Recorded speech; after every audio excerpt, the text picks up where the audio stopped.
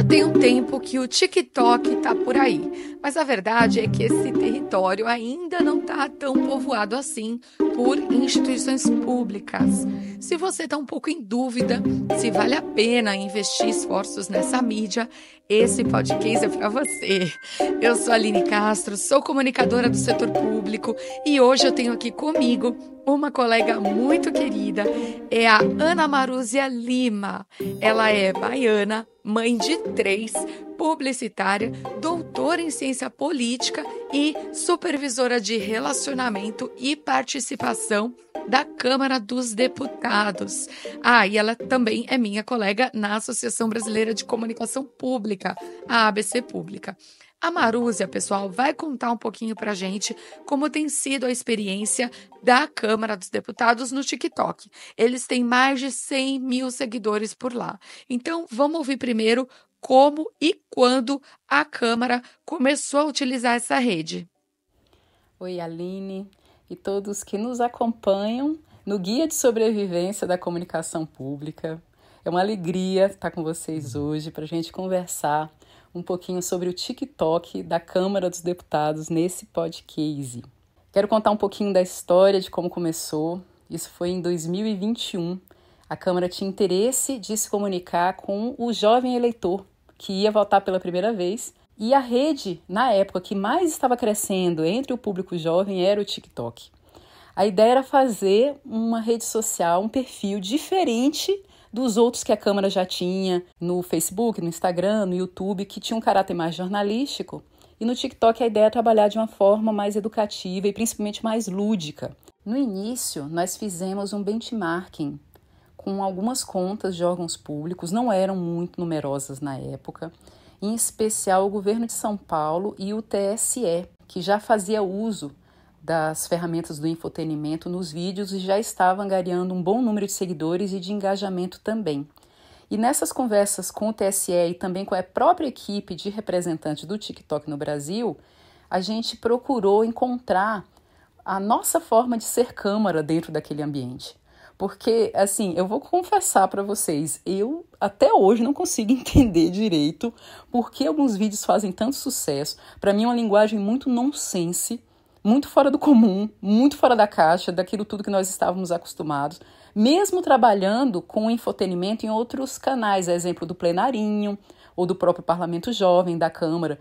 O TikTok era uma coisa muito diferente.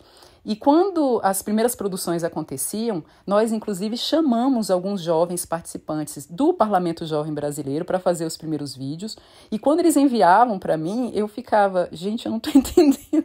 E aquilo fazia sucesso, eu não conseguia entender, porque realmente é um mundo à parte, é um universo à parte, e que você precisa estar familiarizado se você quiser ter engajamento nessa rede. Porque qualquer coisa que você faça para qualquer outro canal externo, por exemplo, um vídeo para a TV Câmara, se você importa para dentro do TikTok, é como se você fosse um peixinho fora d'água, está fora de contexto. E aquilo não vai viralizar, não vai engajar, porque realmente parece algo que está fora daquele universo, está fora daquele ambiente, está fora daquela linguagem. Você se transformar num perfil que realmente pareça nativo da plataforma, o ideal é que você utilize os recursos que eles mesmos deixam à sua disposição, que são os efeitos de imagem, o formato do vídeo, que é vertical, a forma que você insere as legendas, as hashtags, os efeitos sonoros, que são muito importantes, tudo isso. Mas, ao mesmo tempo, a gente queria chamar a atenção e se tornar exclusivo, de falar coisas que somente a Câmara poderia falar. E isso foi chamando a atenção das pessoas, principalmente que a gente mostrava curiosidades, falava sobre o processo legislativo de uma forma mais leve, mostrava os bastidores, os edifícios, setores da Câmara que ninguém imaginava que existiam, e tudo isso foi fazendo com que as pessoas se aproximassem da Câmara e dissessem: nunca imaginei que a Câmara fosse assim. Eu não acredito que isso é um perfil oficial. Então, na prática, a ideia era trabalhar com infotenimento, uma junção das palavras informação e entretenimento. A informação tem a ver com o assunto que você quer tratar. Muitas vezes, assuntos políticos são complexos, são áridos, não são tão interessantes, não têm tanto apelo. Então, você vai utilizar o entretenimento para poder embalar essa informação para presente. Você vai utilizar uma linguagem bem mais acessível, mais engraçada, mais descontraída, mais jovial, menos formal, diferente daquela linguagem que as pessoas veem na comunicação pública, na comunicação dos órgãos públicos. Eu sei o que você quer saber. A pergunta que todo comunicador sempre faz. Quantos tem na sua equipe? A Marúcia vai nos contar como que é a equipe lá na Câmara dos Deputados. Atualmente existem 2 equipes que trabalham no TikTok, uma que é a de criação, formada por um roteirista e produtor e um editor de imagem. Essa equipe é exclusiva do TikTok. E existe a equipe de monitoramento, da qual eu orgulhosamente faço parte, e nós tanto somos responsáveis pelas respostas aos comentários, tirando dúvidas das pessoas, como uma espécie de serviço de atendimento ao cidadão. Utilizamos a mesma linguagem descontraída que aparece nos vídeos, exatamente para poder criar uma imagem institucional forte, e também com base nos comentários, com assuntos mais recorrentes, com dúvidas mais recorrentes, tudo isso se transforma em insumo para a pauta de novos vídeos. A equipe de monitoramento também é responsável pelos relatórios, pelas estatísticas, para que a gente consiga observar aquilo que mais tem tido sucesso, aquilo que tem mais tido engajamento, e tudo isso faz com que a gente, aos poucos, fosse realmente encontrando o nosso jeito Câmara de ser e criando uma identidade muito própria. A pessoa hoje, quando ela assiste a um vídeo da Câmara do TikTok, ela já sabe, ela sente que existe um fio condutor ali por trás, um estilo de roteiro, um estilo de edição de imagem, um estilo de locução. Então, hoje a gente já consegue demonstrar essa identidade muito forte no perfil, de maneira a ser reconhecido mais facilmente por parte das pessoas que nos acompanham. Eu pedi então para a Marúcia nos contar um pouquinho sobre o processo criativo deles por lá. A equipe de criação tem bastante autonomia e é importante que exista uma confiança no trabalho dos profissionais, porque é uma linguagem muito atípica, muito diferente da tradicional com a qual a gente está acostumado. Então, são pessoas que estão o tempo inteiro consumindo conteúdos de redes sociais, não somente do TikTok, vendo quais são as tendências mais populares, consumindo cultura de maneira geral para poder criar o que a gente chama de gag, que são os elementos de humor, os elementos de quebra de expectativa, daquilo que vai surpreender, daquilo que pega você pela mão, leva você para um determinado caminho e de repente leva para um outro. E essa surpresa, esse deslocamento de sentidos, provoca também em você uma reflexão. Então, o infotenimento é importante você levar em consideração que não é a piada por si mesma, ela é um veículo, ela não é o ponto final, nem mesmo o ponto de partida. Então, o que a Câmara deseja comunicar para o seu público? Que mensagem ela quer transmitir? E de que maneira que a gente consegue utilizar os elementos de humor, ou a piada, ou a tendência popular, ou a música engraçada, para poder fazer com que esse conteúdo chegue à população e, ao mesmo tempo, provoque nela uma reflexão, faça um deslocamento. E, com isso, com essa surpresa, você cria um interesse maior. Você cria, inclusive, um vínculo maior. As pessoas tendem a se aproximar mais, porque você está fazendo utilização de elementos que vão trabalhar com a parte emocional delas também, não somente a parte racional.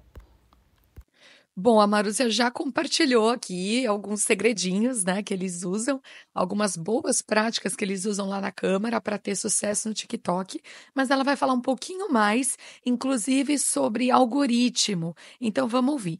Em seguida, ela também já vai dar o seu recado final, respondendo, né, a grande pergunta: vale a pena ter um perfil no TikTok?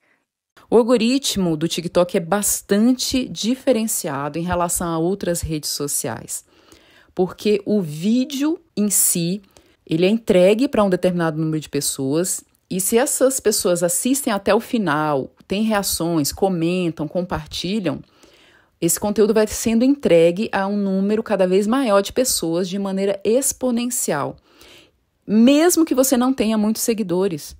mesmo que você não tenha muita frequência de postagem.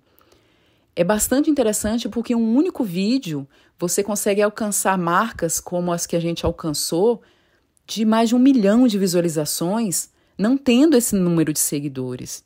Por isso é muito fácil viralizar no TikTok se aquele determinado conteúdo específico cai no agrado das pessoas. O segredo dos segredos é interagir com o público, no campo dos comentários. Curtindo os comentários, respondendo às dúvidas, conversando. E as pessoas passam a ver a instituição como se fosse uma pessoa com a qual elas conseguem dialogar. E elas se sentem altamente prestigiadas e dizem: a Câmara dos Deputados me respondeu. Você vai criando esse vínculo. E também, com isso, você aumenta o engajamento no seu vídeo, porque com a resposta a pessoa vai retornar, ela vai assistir novamente. E com isso, o algoritmo vai entregando para cada vez mais pessoas. Você vai dando uma vida mais longa a seu vídeo. Mesmo um vídeo publicado há bastante tempo, continua tendo bastante engajamento. A parte mais gratificante é quando alguns jovens entram no campo de comentários para defender a Câmara dos Deputados. O número de haters é menor no TikTok do que aquele que a gente registra nos outros perfis de rede social. Eles existem, mas a gente sente um clima de mais boa vontade no TikTok. Para a Câmara, manter a conta no TikTok tem valido muito a pena. Continua sendo um espaço de experimentação para a gente não se fixar em alguma fórmula mágica de sucesso. O tempo inteiro a gente realmente precisa se reinventar. É um algoritmo diferente que permite um alcance muito maior do que em relação a outros perfis de rede social. É importante que exista um trabalho mesmo de pesquisa, de definição de linha editorial e, antes de tudo, um compromisso com a mensagem que você deseja transmitir, com um componente de informação do infotenimento e com uma familiarização com a linguagem e as abordagens que você vai utilizar nesse mundo tão à parte e tão diferente daquilo com o qual a gente estava acostumado até então. Mas vale muito a pena. Gente, eu deixo aqui meu super obrigada à Marúzia, que mais uma vez participou aqui do podcast. Bora seguir a Câmara dos Deputados lá no TikTok, se é que você ainda não segue. Aproveita e procura por mim também. Eu ainda tô engatinhando nessa rede, mas tô com muita vontade de produzir mais coisa por lá. É só você me procurar como Aline Castro Comunica. Eu deixo para vocês um grande abraço, um grande beijo e até o próximo podcast de sobrevivência.